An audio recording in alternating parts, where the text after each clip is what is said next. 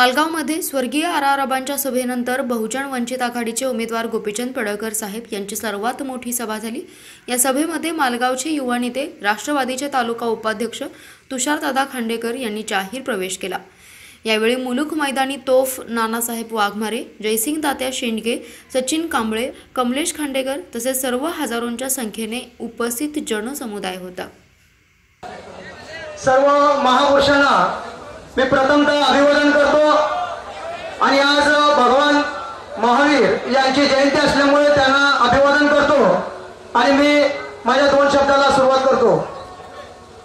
मित्रांनो, आज वंचित बहुजन आघाडीमध्ये विपक्ष प्रवेश करण्याचा महत्त्वाचा उद्देश म्हणजे बाळासाहेब उर्फ प्रकाश आंबेडकर व असदुद्दीन ओवैसी साहेब यांनी महाराष्ट्रामध्ये जे वंचित लोक आहेत, जे 18,000 12,000 लोक आहेत, अशा लोकांना, वंचित लोकांना जर न्याय देण्याचं काम केलं, त्याबद्दल समाजाने मला सांगितलं की बाबा आपण वंचितांच्या बरोबर आहे आणि वंचितांच्या बरोबर राहिलं पाहिजे।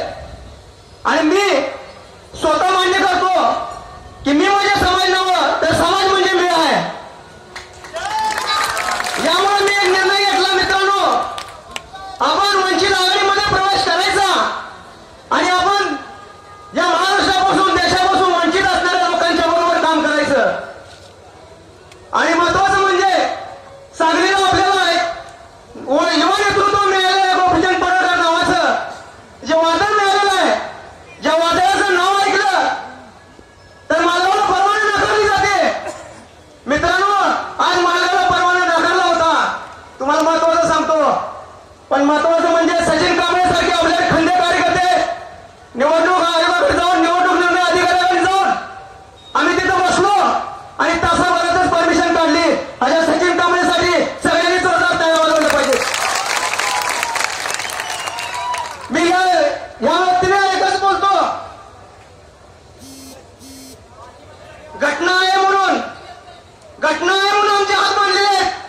ज्यांनी घटना जाळण्याचा प्रयत्न केला, जे घटनेच्या विरोधात जातील त्यावेळेला आमचे हात ढिल्ले होतील, त्यावेळेला तुमची पळताबळ थोडी होईल, एवढं सांगतो मी।